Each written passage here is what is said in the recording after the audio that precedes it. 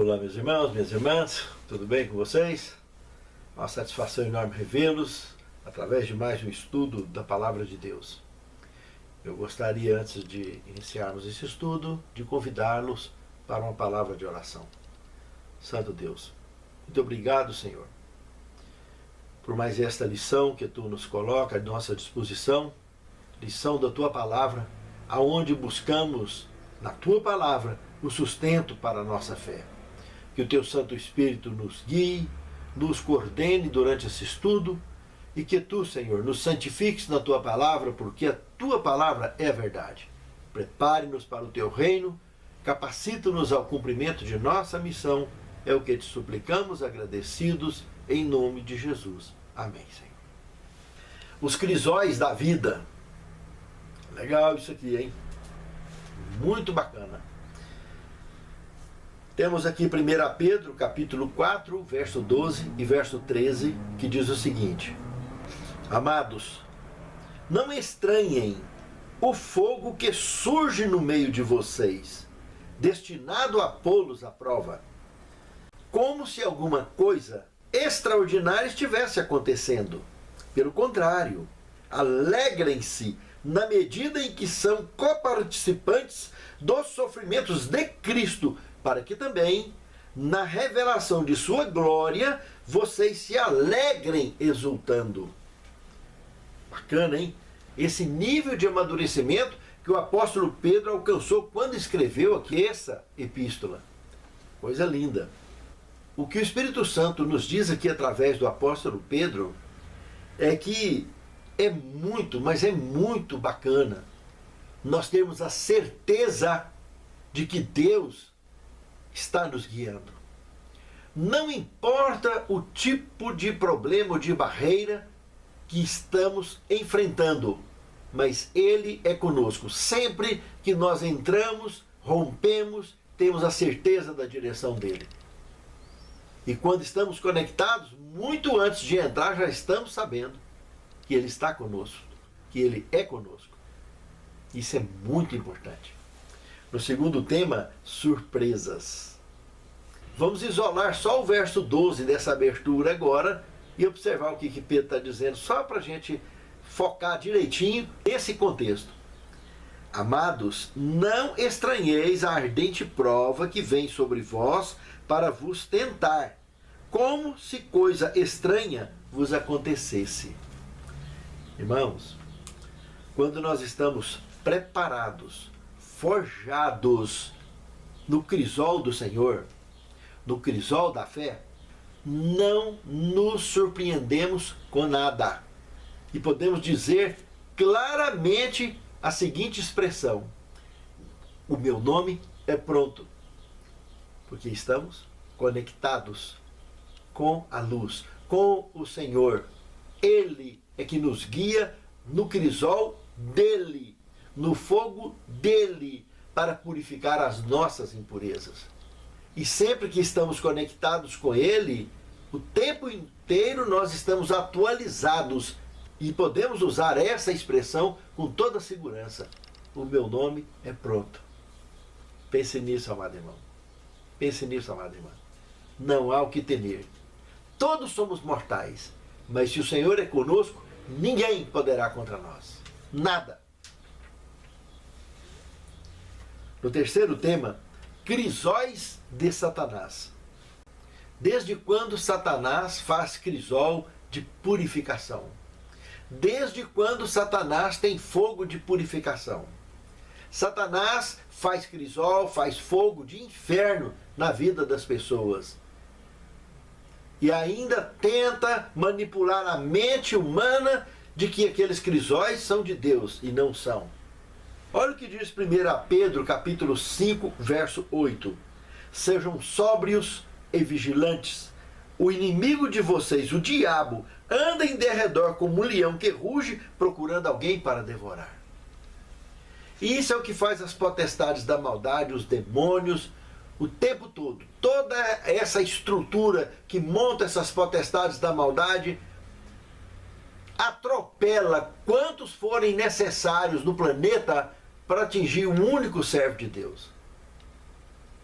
faz o possível e tenta o impossível para pisotear, humilhar, eliminar, se possível, qualquer um que de fato se qualifica para a honra e glória de Deus como servo do Senhor e serva do Senhor. No entanto, sempre que alguém se desconectar com o Senhor dos exércitos, com o Senhor dos crisóis verdadeiros, que são feitos para purificação dos seus servos, dos seus filhos, das suas criaturas, sempre que alguém desconectar, todo tipo de barreiras que ele encontrar, ele vai se queimar, porque são crisóis de Satanás, mas que ele escolheu entrar, que não tem nada a ver com purificação, é só desespero, pânico e medo, terrorismo absoluto. E 1 Pedro capítulo 5, verso de 8 a 11, podemos concluir claramente que o único crisol para Satanás, de fato, é o fogo do inferno que foi preparado para ele, para os seus anjos e para todos aqueles que se agregam a esse personagem. Esse sim vai ser o crisol. Ele, sabendo disso, então fica fazendo inferno na vida de todos aqueles que buscam servir a Deus em espírito e em verdade e atravessar os crisóis do Senhor, que ele coloca à disposição nos desvios de caminho daquela ovelha lá do Salmo 23, lembra? Para que elas sejam limpas, purificadas e possam chegar totalmente purificadas à grande vitória. O quarto tema, crisóis do pecado. Olha o que diz Romanos 1,18, irmãos. A ira de Deus se revela do céu contra toda a impiedade, toda injustiça dos seres humanos que por meio da sua injustiça suprimem, sufocam a verdade. Olha o que o Espírito Santo disse aqui agora, em Romanos capítulo 1, verso 18. Irmãos, em poucas e boas, as pessoas que de livre e espontânea vontade resolvem fabricar seu próprio crisol, vimos agora mesmo que Satanás faz esse tipo de coisa, mas os muitos que entram no caminho de Satanás se habilitam a fazer isso também, fazer crisóis para eles mesmos, o que na realidade, no mínimo, é uma loucura, e podem claramente estar mergulhando num suicídio aberto, em preparar o seu próprio crisol de sofrimento por escolha própria. Porque quando nós nos desligamos, nos desconectamos mentalmente com o Senhor, se Ele é o caminho, a verdade, a vida, é a fonte da vida, ao virar as costas para Ele, nós só estaremos de frente para a morte, para as trevas e para a escuridão. O que há de se esperar para quem se desconectou com o Senhor, não quer nada com o Senhor? Está reunido lá, naquele final, com Satanás e seus anjos, e serão destruídos. Esse contexto aqui de Romanos capítulo 1, se nós analisarmos do verso 21 ao verso 32, nós poderemos ver aqui vários tipos de decisões abomináveis que os seres humanos fazem opção, faz escolha, que são formas de criar o seu próprio crisol suicida. Dentre eles temos aqui o homossexualismo, o lesbianismo, a idolatria, a corrupção, a desonra, pessoas de palavra, as pessoas que se calam com a injustiça ou que praticam a injustiça. Esses sufocam a verdade, suprimem a verdade. E o Senhor, pessoalmente, como diz a sua palavra, vai prestar conta com esses indivíduos um dia. Porque o nosso corpo é templo do Espírito Santo e Ele habita em nós. E nós fomos criados para entender o amor verdadeiro, o amor ágape, e sermos úteis à causa de Deus. Para isso, aprendemos com esse amor a amar a Deus acima de tudo e ao próximo como a si mesmo. E não ficar rendidos a tradições humanas, que sejam religiosas, mas tradições essas que nos desconectam, que não têm o sustento da palavra de Deus para assinar embaixo.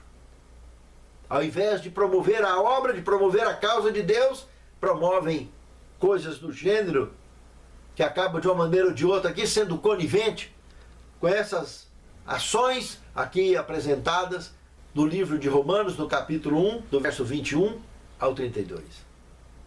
Muito sério isso. É isso que Paulo, lá no verso 18, que nós lemos mais em cima, está comentando sobre a ira de Deus. Aí deve ser específico na direção daqueles que fizeram esse tipo de opção, de suprimir a verdade, praticar essas abominações por conta própria, que diante de Deus é o que é o que são essas coisas. Abominação. Está muito além de pecado.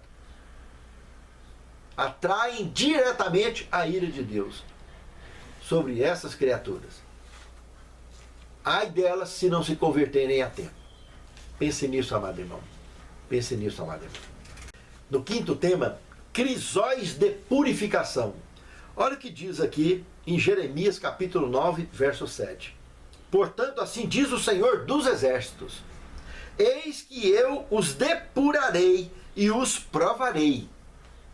Pois que outra coisa poderia eu fazer com a filha do meu povo? Irmãos, presta atenção. Deus disse isso aqui para Jeremias. Jeremias foi aquele indivíduo que penou, que ralou debaixo da injustiça, da idolatria, da apostasia que estava em Israel nos seus dias. Como esse moço foi injustiçado e como ele sofreu. E como grandes e pequenos participaram dessa tortura, não somente contra o profeta, mas contra todos os servos e servas do Altíssimo que viviam naqueles dias, independente da posição social que eles viviam ou que eles tinham. E aqui está dizendo, se analisar no contexto, você vai ver que está se tratando de Jerusalém, de Judá, pouco antes de Nabucodonosor vir, atacar Jerusalém e começar a levar cativos para a Babilônia. Mas essa menina é a menina dos olhos de Deus, é a igreja, a filha do meu povo. É a igreja de Deus, é o povo de Deus de todos os tempos, que não mudou nada, o Senhor está de olho em cima disso o tempo todo. Então esses crisóis de purificação, aqueles que seriam levados para a Babilônia, teriam a chance de se purificar, como foi Daniel, Sadraque, Mesaque e Abdenego, o próprio profeta Ezequiel, dentre vários outros personagens, humildes, nobres, que foram para lá, para alcançarem purificação, mas muitos se perderam. Houve ocasiões em locais distintos, como foi aquele dia da fogueira de Nabucodonosor. Daniel não estava lá, muitos do povo, esparramado em outras regiões, como foi o caso de Ezequiel mesmo, que vivia em outra região, lá próximo ao Quebar, a área de irrigação que tinha do rio Eufrates, e como outros que tinham esparramado em todo o reino babilônico.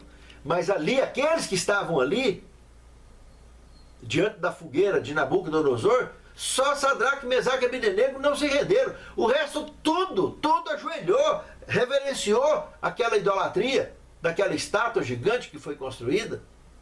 E os três foram lançados na fogueira por isso, e Jesus estava lá com eles. Então ali a gente vê o nível de apostasia. Inclusive o rei Joaquim estava lá, a mãe dele estava lá, ainda estava viva. E quantos nobres estavam ali? Todos esses nobres, eu sei que eles estavam porque eles estavam em Babilônia, todos eles. E ninguém em Babilônia ficou para trás. Foi todo mundo levado para aquela planície de Durã, aonde aconteceu essa idolatria, essa festa idólatra, esse culto idólatra, aonde somente Sadraque, Mesaque e Abdenego, os três primos, amigos de Daniel, é que resistiram, foram jogados na fogueira e exaltou a grandiosidade do poder de Deus. E aonde finalmente Nabucodonosor começou a prestar atenção melhor na vida e caminhar na direção de se converter um dia. Apesar que ele ainda ia comer capim um bocado de tempo. Daí ia passar umas penúrias bem ajeitadas. Mas ia se converter. E ele também ia entrar no crisol do Senhor. Mas essas oportunidades, tanto de Nabucodonosor como de todos os que foram para a Babilônia, foram crisóis de purificação. Pessoas que tiveram oportunidades, como nós temos hoje em dia também, da mesma forma. Basta ser necessário, o Senhor vai permitir nós passarmos por crisóis que irão nos purificar e nos habilitarmos para o cumprimento com êxito da nossa missão. Pense nisso, amado irmão. Pense nisso, amado irmão. Uma coisa é muito importante notar. Aceitar a morte do velho homem, da velha criatura, é algo muito drástico, irmãos. É muito duro. Mas aceitar isso é aceitar a verdadeira conversão. Saber que nós somos novas criaturas. E é indispensável para rompermos em direção à vitória. No crisol do Senhor. Porque Ele entra conosco na fogueira e sai lá do outro lado. Como foi com Sadraque, Mesaque e Abdenego. Porque essa menina do povo de Deus, que ele fala lá em cima, essa filha do meu povo, são as meninas nos olhos de Deus, que eu e você compomos. Todos os servos de Deus de todos os tempos. É muito bonito isso. No sexto tema, agora aqui, nós entramos em crisóis de maturidade. Irmãos, aqui vai entrar num ponto muito delicado, mas muito importante desse tema. É lamentável que apenas foi citado 2 Coríntios capítulo 2, verso 7, como nível de ampliação e de investigação desse contexto. Como aqui vai se tratar basicamente do espinho na carne do apóstolo Paulo, para poder entender isso aqui, é necessário que analisemos o capítulo 12 de 2 Coríntios, mas do verso 1 ao verso 10. Aí dá uma ampliação perfeita para entendermos isso aqui. Existem muitos comentários, muitas opiniões sobre essa questão do espinho na carne de Paulo. Mas vamos analisar texto e contexto para ver como que fica tranquilo de entender essa situação. Observem que no desenrolar do tema, Paulo, quando entra no verso 1, está dizendo: é necessário gloriar-me, embora não convenha, mas passarei as visões e revelações do Senhor. Quando nós falamos de revelações, irmãos, nós estamos falando de Apocalipse. Apocalipse quer dizer revelação. Muitos entendem Apocalipse como fim do mundo, como escatologia. Não, não é por aí não. A palavra Apocalipse quer dizer revelação. Então, não importa se é do futuro ou se é do passado. João, por exemplo, lá no capítulo 12, do verso 7 ao 9, ele fala da batalha que teve no céu. Ele ainda fala da serpente, lembra? Pois é, ele está falando de 4.000 anos antes de Cristo. A batalha que teve assim que os nossos primeiros pais foram expulsos do jardim. Então está falando do passado. E fala muito do futuro também. Então Paulo aqui, o que ele viu lá, o que ele está comentando aqui, vai abrir aqui e começa a observar que ele, é como se você pegasse o velho homem e o novo homem, a nova criatura, e pusesse um do lado do outro e começasse a fazer um paralelo entre um e outro. É isso que está aqui no contexto. Observe aqui como ele fala: é necessário gloriar-me, embora não me convenha, mas passarei as visões e revelações do Senhor. Então, já deixou na mão de Deus. Verso 2, é a chave, irmãos, de entendimento disso aqui. Conheço um homem em Cristo há 14 anos, aí vem entre parênteses aqui. Se no corpo não sei, se fora do corpo não sei, Deus o sabe, fecha parênteses. Foi arrebatado ao terceiro céu. Então, aqui ele está mostrando esse homem, que ele não sabe se estava vivo ou estava morto, mas foi arrebatado ao terceiro céu. Quando fala que foi para o terceiro céu, nós estamos falando que ele saiu da Via Láctea, o primeiro céu, o segundo céu, o céu intergaláctico, e o terceiro céu, acima de tudo isso, irmãos. Olha que negócio, hein? Daqui nas Três Marias tem 500 anos-luz, irmãos. Está aqui na Via Láctea, bem ali, bem pertinho. Se a gente tivesse uma máquina que viajasse na velocidade da luz, que é 300 mil km por segundo, nós gastaríamos 500 anos para chegar aqui nas Três Marias, na constelação de Órion, cinturão de Órion.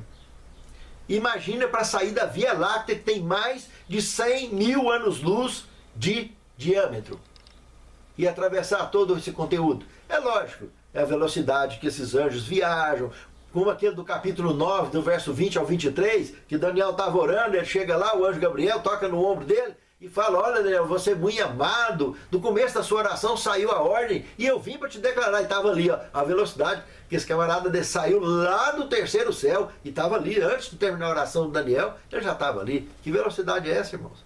Me poupe. E aqui ele está falando a chave, como eu disse. Quanto tempo tem que ele teve essa visão? Está falando que foi há 14 anos. Presta atenção nisso, que nós vamos precisar dessa chave para poder entender um bocado de coisa aqui. Foi há 14 anos atrás. Aí ele entra no verso 3 dizendo: sim, conheço o tal homem, Se no corpo, se fora do corpo, não sei, Deus o sabe, entre parênteses.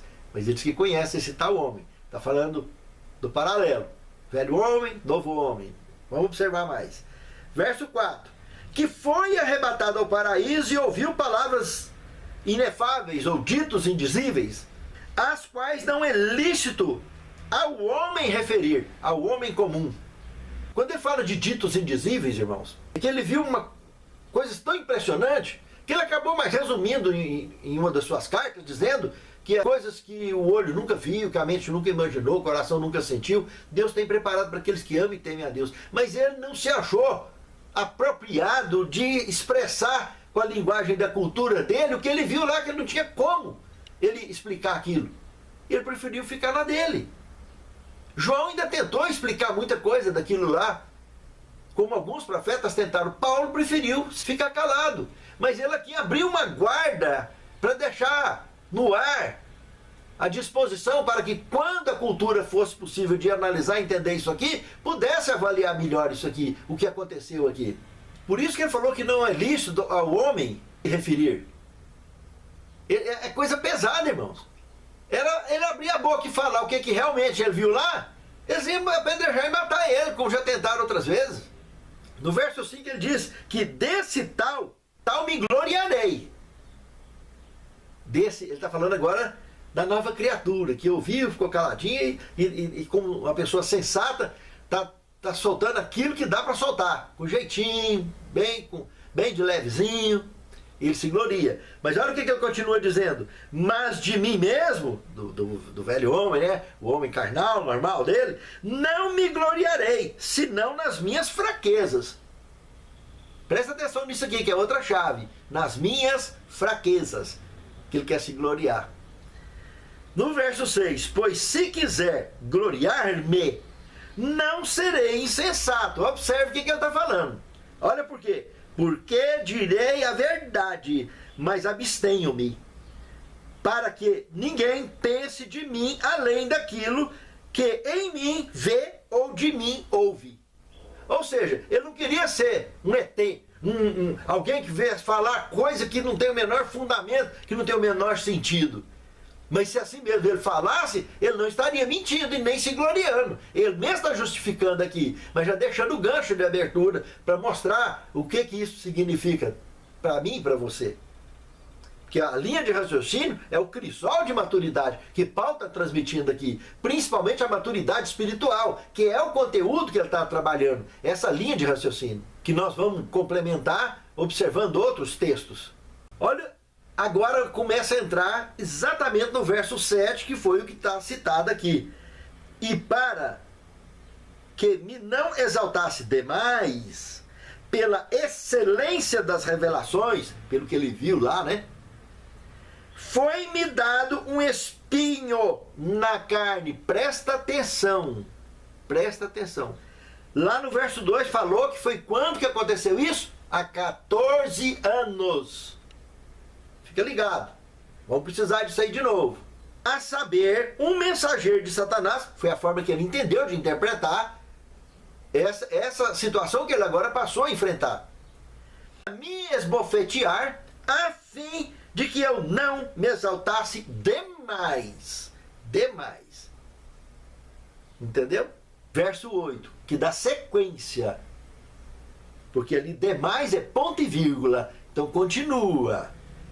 Acerca do qual 3 vezes eu roguei ao Senhor que eu o afastasse de mim. Isso aconteceu quando? Repetindo? 14 anos atrás. Ao relato que ele está fazendo aqui em Coríntios. E ele me disse: a minha graça te basta, porque o meu poder se aperfeiçoa na fraqueza. Por isso, de boa vontade, antes me gloriarei nas minhas fraquezas, a fim de que repouse sobre mim o poder de Cristo, pelo que sinto prazer nas fraquezas, nas injúrias, nas necessidades, nas perseguições, nas angústias, por amor de Cristo. Porque quando eu estou fraco, então é que sou forte. Presta atenção nisso aqui, irmãos. Então vamos lá. Quando foi que ele escreveu o livro de 2 Coríntios? exatamente entre o ano de 55 ao ano de 57 da era cristã, quando ele escreveu o livro de Romanos, no ano 57 da era cristã. Irmãos, alguns querem pegar aquele trecho de Gálatas que ele comenta que realmente ele tinha um problema de saúde visual e que esse espinho na carne pudesse ser aquilo. E existem outras opiniões, até na Pena Inspirada também, comentários do gênero, dando a entender que pudesse ser isso. Não podemos nos esquecer em momento algum que a irmã White falou claro que jamais devemos pegar os livros dela, as obras dela, e colocar sobre a Bíblia, mas debaixo da Bíblia, porque ela é um óculos, é uma luz menor, é um óculos para ler a Bíblia. Então, ela tem o livro dela isolado, como o livro do profeta Isaías, como qualquer livro do Paulo, de qualquer personagem da Bíblia, se isolar ele do contexto bíblico, acabou, ele perde a força. Agora, dentro do contexto bíblico, ele tem força. Então, analisando texto e contexto bíblico, Paulo aqui está falando, o que ele falou lá em Romanos? Romanos capítulo 7. O que ele está falando lá? O bem que eu quero fazer, esse eu não faço. O mal que eu não quero fazer, esse eu faço, porque o pecado habita em mim. Miserável homem que sou, quem me livrará do corpo dessa morte? Irmãos, ele viveu esse drama do conflito desde que ele teve essa visão e confrontou com a criatura que ele era, com quem ele perseguiu, com quem ele foi a vida inteira, com o fanático que ele foi. Paulo foi um indivíduo que tinha cidadania romana, com o nome Paulo, o nome grego dele, nome romano, e ele tinha cidadania judaica através da mãe, que era judia, Saulo de Tarso e Paulo.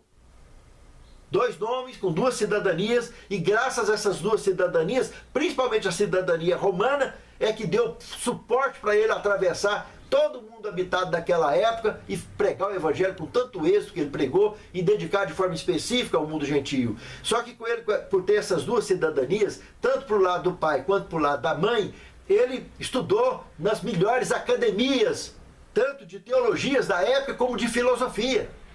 Ele tem citações, inclusive, de obras contemporâneas e de obras antigas dentro dos seus escritos, chamando a atenção dos seus contemporâneos, mostrar que ele era uma pessoa moderna, antenada com tudo que já tinha de escrito em seus dias.